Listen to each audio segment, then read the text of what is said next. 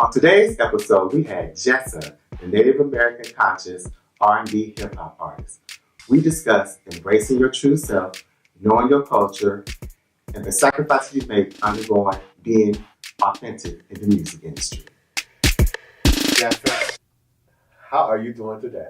Good, thank you. Please tell everyone about yourself.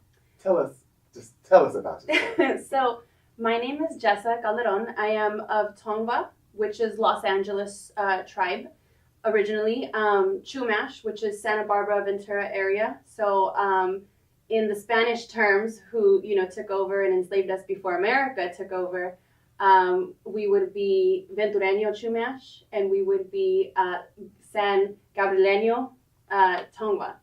And I also have Mexica in my bloodline, which goes back to the Mexico roots.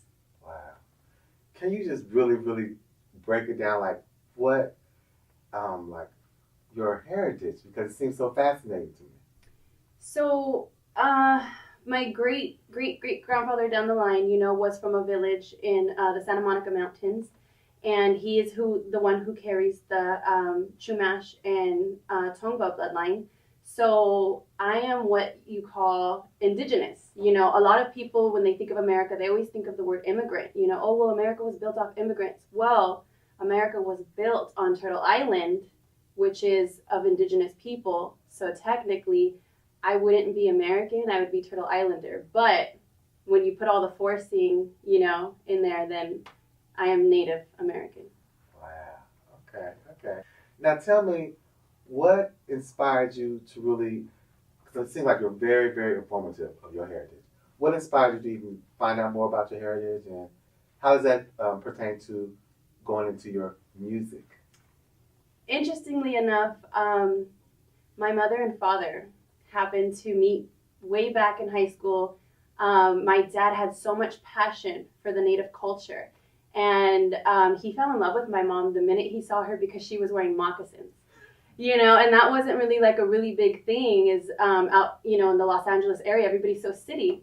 So they would begin talking and eventually, ran back into each other and eventually ended up married. So between the two, there was so much pride in being Native American, and like in our grandfather's days, it was like, oh no, I'm Spanish. Like you wanted to be Spanish, you wanted to suppress what they would call Indian or Indio, right? And between my mom and my dad, they were like, oh no, we are indigenous. So they had us in the forefront. We've done marches with AIM, which is the American Indian Movement. I remember being 4 years old, doing marches with them. And my dad was he was very informative. You could just talk to him for hours about history. And so because of his pride and his passion, he instilled it in his children, and he wanted us to go out and like, for instance, in the mission system, they'll teach you that in 4th grade. And it was this happy, beautiful thing. And my mom was like, false. So we would end up doing our project on the mission system, and we would put these little graveyards and tell them, that was our people who were the slaves. And like, we would put, the truth out there. So that became a thing, was like, when somebody says false history and that it's false, speak up and let them know, and that's just the family I was brought into. I can really feel that you're very proud. Your pride goes with your heritage. Definitely. So you have brothers and sisters, I take it. I have my closest brother. He passed away when I was 22. He was 23. And then I have the brother who really instilled music in me. Because we're a musical family. My mom and dad sing on a northern traditional drum, which is, native style. My dad does, he sings with his rattle, the California songs. My son sings. But my older brother, who plays the guitar, he sat me down one day and said, do you know how to harmonize? And I was like, what? So he sat me down and said, okay, you hear this chord. And he taught me what it would sound like to harmonize. And like that, I got it. And so he's the one who taught me how to read. And because of him, I can say I'm a songwriter and I'm a singer. But because of my brother that passed, I'm a rapper first. Oh, okay, where? And then I have an oldest brother named Joey. So it would be 4 of us. What would you consider your music genre for yourself right now? It used to be gangsta. Now it's just truth. They don't really have a genre for truth, but I would say hip hop R&B. Okay. Can you give me a little snippet of your little rap game? Well, for instance, on the 9th, I'm dropping a new single. So that one would go, everybody knows Tupac, right? And how he talks about it wouldn't be LA without Mexicans. So I come in to say, well, actually, right? So it wouldn't be LA without Mexicans, but yo, it wouldn't be LA without Tongva land. Know where you're at. Show respect to the tribe whose lands on which you stand. Shout out my relatives, showing pride with no tribal ID. We're erased through paperwork and false history. Attempts to erase my ancestors were done so violently. It's been expressed. Americans will become the new Native American. This prophecy comes to fruition. That's Michigan, all wrong, marching with torches while bitching about their history, being revoked. Now, where have I heard that story before? They got the cops on their side as they act in hate and violence. When it's natives in prayer, cops shoot inmates, yell and remain silent. America intended for their laws to be one-sided. Tears rolling down my cheeks as we endure injustice in these streets. The privileged don't know our pain as they take and force their ways. All right. So that's the first verse. I love that. I love you. that. Now, your project, where can people find it and what? So I don't think you've ever heard of FNX, have you? PBS has an educational network called FNX, First Nations Experience, and they happen to have every Friday night a network that plays music, and they call it the Aux. So I have a very close relationship with FNX, so I am allowing them to release it first, and then right after it airs at 8 p.m. on FNX, then I will put it onto YouTube, and then I will share it with the world. That sounds so fascinating. I love that. Now, let me ask you this. Being the heritage that you are, your ethnicity, do you find any barriers that you've had to cross due to your ethnicity? And Yes. tell me about your experience. Well, I was actually recently signed, and I won't say with who, but while I was around, it was always very forceful of, leave your identity behind.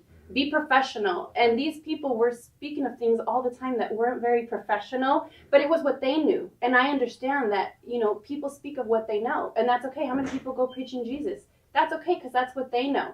Me, on the other hand, that's not my thing. I talk about indigenous movements and indigenous rights and being proud to be indigenous because that's what I know.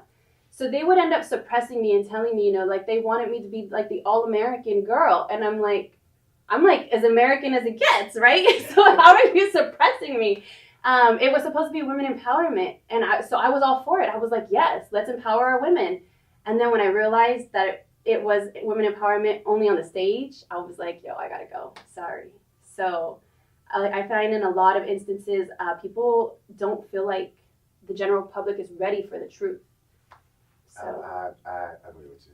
What I can sense from you is that you're walking and doing your artistry in your truth. In my daily life. Yeah, I can tell that. Can you give me some type of things that you do outside of just your rapping and your music and like different... Well, I'm a mother, but I'm a massage therapist. Okay. So in all walks of life, in all aspects, I'm a healer. And that's why I refuse to not speak my truths, because I understand that my Native community, along with everybody in America, the world, needs healing. There's so much suppression going on, not just culturally, but how many women find themselves in situations, where they're in this relationship and the man beats them down, and now they have this trauma. A child gets molested by their father or by the neighbor or what have you, and they have this trauma. So many of us need to heal, and with my one-on-one relationships with my clients, I end up being more than just a massage therapist. I end up being a therapist and helping them to heal in that way. And, with my music, I have a song called Dolores, which talks about a young woman who gets raped. She was 16, he was 23. And in the end of it, she ends up with AIDS, but ultimately she understands that there was a purpose for her life, and she moves forward with that purpose, and she enjoys life. So my goal is healing. I love that. What could you tell our audience that's up-and-coming artists? What would you tell them? What advice would you give them? Don't lose yourself. Don't lose yourself for the fame, because you know what? At the end of the day, like I said today when I performed earlier, it's clean water and nutritious foods. That's all we need to survive. All of the fancy cars and the biggest house and let me show off what I got, that don't mean nothing. You can't take it to the grave. but you can take all the lessons that you've learned in this lifetime with you to the next level. I'm sorry. No, I mean, I really feel your spirit. I mean, you really are walking your truth, and that's hard. I feel in this industry to walk your truth. So I thank you for doing that, because a lot of women in general, and they don't walk their truth in this industry. They succumb to different things, and I thank you for sharing that with Doris, because I mean, someone needs to hear that. Now, what would you say? Now, I know you're speaking for a lot of women, but sometimes us as men, young men, we need to hear that motherly advice that you just gave to. I feel like you gave it to a lot of women as well. What would you give someone growing up like me, and I want to have this dream of want to be in music or just want to do anything in life, but I'm having trouble. I want to do this way, but people are telling me to do it another way. Because you're the type of person that will be able to at least give somebody some type of advice. Say, you know what, walk your truth. That's what I got from me talking to you. That's exactly it. And like I said, don't lose yourself. Ultimately, it's my belief that you have to have self-respect. As soon as you lose self-respect, you lose yourself. And for anything, it's not worth it, because you end up, you could be the richest man in the world. How many of us know them? And they're the most bitter, evil, just disgusting people. I don't want to be that. And I wouldn't recommend that to a little child. I would teach this child to walk in love, always, ultimately. And that includes self-love. Self-love first. Because we can't help each other. We can't love each other. We can't do anything until we're healthy and loving ourselves, ultimately. Oh, I believe that. If you can't love yourself, how are you going to love somebody else? Exactly. We are sitting here with the Native American Tupac. We really are. I'm serious. I mean, that's what I feel from you. You are like the princess of Native American. I'm serious. Can you please explain? I mean, because your beauty, it radiates from the inside out. Can you explain, your shells, like your necklace, your hat, your braid? I mean, like everything. Can you please explain? I mean, give me details of this beauty. So, being Tongva and Chumash, we're coastal people and we're mountain people. And we spend a lot of time on the ocean, and we spend a lot of time with our ocean relatives. So we tend to collect our shells, in prayer. We carry these, kind of as protection. So this past year, I traveled out by what we call a tomo. In the Chumash language, it's like equivalent to a canoe. So we traveled out, we get on our knees, and we have our paddle, and we paddle out. And we did it in teams of 3 people, or teams of 3 with 5 people on it. And we traveled out to the Santa Cruz Island. So before I went out, I made this necklace, which has abalone.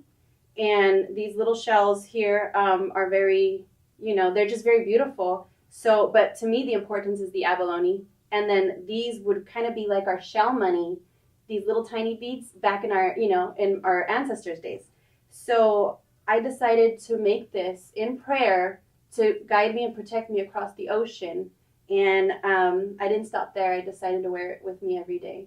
So, and then the braid, a lot of people don't realize that our hair is almost like an antenna. So in so many ways, people are surprised to find that I'm so open and intuitive, but when you have long hair, that's a really big connection to your ancestors, to the spirit realm and to knowledge. You can know a lot of things with your hair. So kind of like Avatar. Am I correct? Okay, and so the funny thing is, how many people watched Avatar and they connected and they're like, oh, boo-hoo, I really felt that. But it is the native story. But when you hear the native story, you're like, yeah, whatever, get over it. It's the past. Isn't that a trip? Yeah, that's definitely a trip. That is a trip. But yes, Avatar was basically telling the story of a native people. I like it. You know what I also have gathered from you? You know your knowledge so good, but you make it so I can understand it, and you make sure that I think everybody can get inspired from. That's because I'm a high school dropout, honey. I'm simple that way. I know that's right. No, you are telling me your truth, and it's educating me. Good, I'm glad. I appreciate that, because I didn't know. By looking at you, I'm like, oh yeah, okay. Right, and to me, that was my importance of, for instance, when people are telling you, well, you have to suppress that, you can't talk about it. It's like, but you don't even realize that you live on the Tongva land and you don't acknowledge it or like give thanks in any way. And to me, that's an issue. So, it's those reasons why everywhere I go, I speak up and let people know, because it's important to me. And once people know, they usually end up saying thank you, because school didn't teach them. If school taught them, maybe they would have cared. Maybe.